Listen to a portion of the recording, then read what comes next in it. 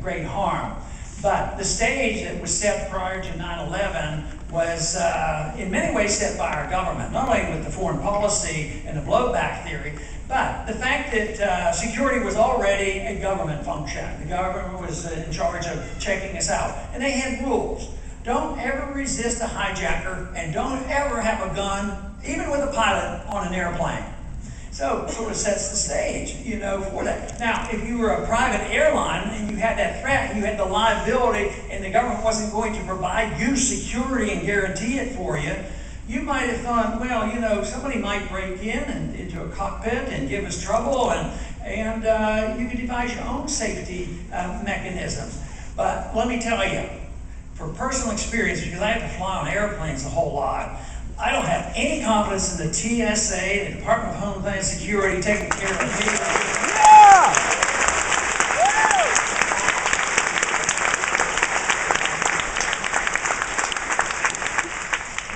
I've thought a lot about the foreign policy over the years, and it is a big issue. It is a big issue. The issue of liberty is the key issue, and monetary policy important. But foreign policy today is very, very important. And unfortunately, it is bipartisan. I mean, that is one area. I can get a dozen or two Democrats and maybe a dozen or so Republicans to start talking about non-intervention. Oh, they said that sounds terrible. That sounds like you're an isolationist. It's not isolationism just to bring our troops and the weapons and all that military home. It's isolation. It was when you have walls around, you won't trade with people. A free society will allow you to spend your money the way you want. If you want to buy foreign products, you should be allowed to buy foreign products, and you should be able to travel where you want to go. That is not isolationism, but that's what they would like to paint it as. But free trade is one thing that I believe is very helpful. I think we should have been trading with Cuba a long time ago.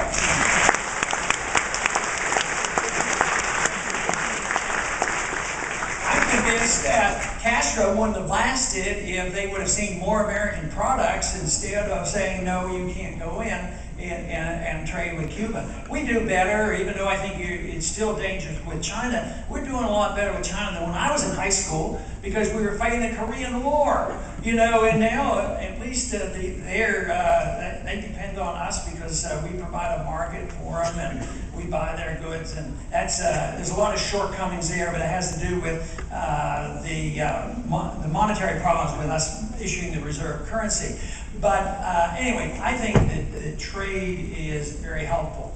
But on the foreign policy, we have just gone off the board on that. We now have it's some people estimate it could be 900 bases overseas, 130 countries. And they say, oh, we don't have an empire. Well, what is it if it's not an empire? Because we have troops everywhere, and we don't have any money.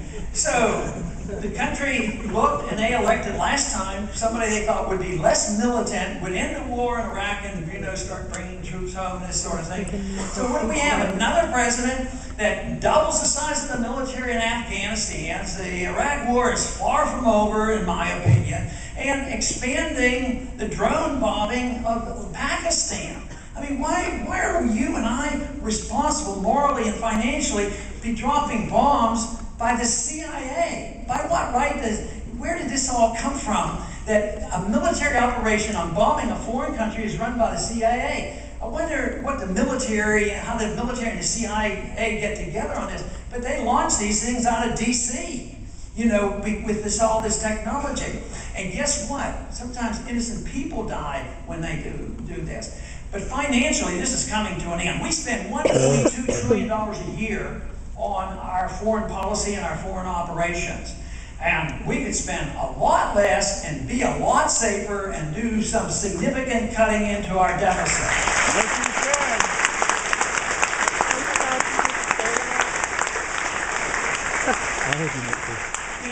For those who say, well, you're all wrong because Iraq was a tremendous success.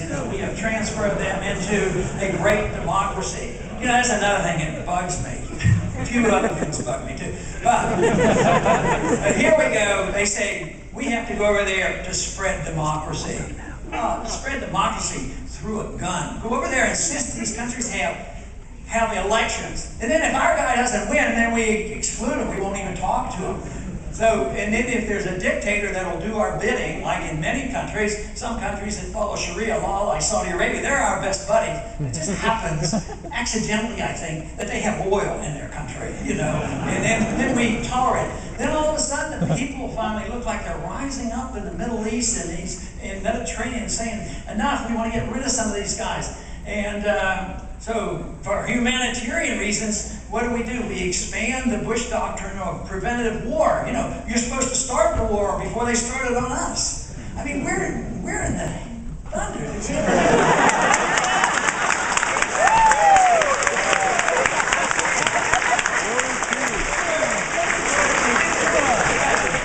Why do we tolerate it? Why do we put up with it? But now we do it for humanitarian reasons. And there was no, I mean, there's a mess over there, there's no doubt. And like last night on TV, he said, you mean you would just let the people suffer? The dictator said he's going to go and kill these people?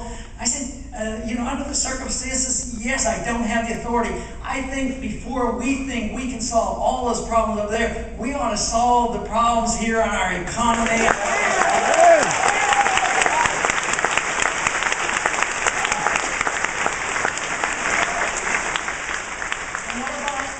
Civil liberties. Are we protecting our civil liberties? I would say if you are concerned about your civil liberties and you want to do something, make sure you support the candidates who want to get rid of the Patriot Act. Yeah.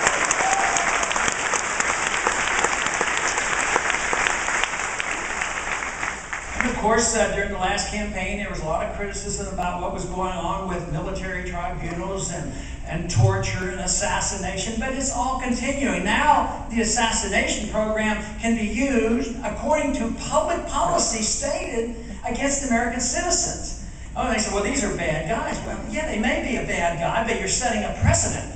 What if someday there's somebody in Washington that thinks we're bad guys? So we don't want to ever give up the rule of law and the process so that it can't be held, you know, without habeas corpus. But we're doing that. And so we have little respect for civil liberties. But there has been erosion. I think since 9/11 and the Patriot Act, all these things have made it much worse.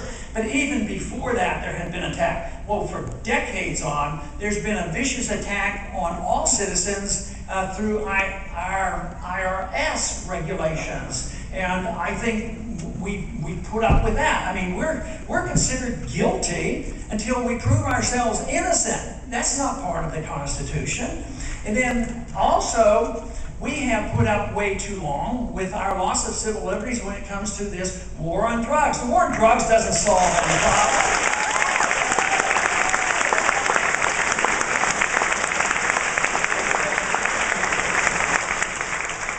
They tried prohibition back in the old days and it didn't work very well, but you know what?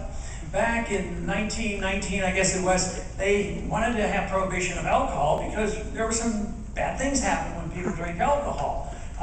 So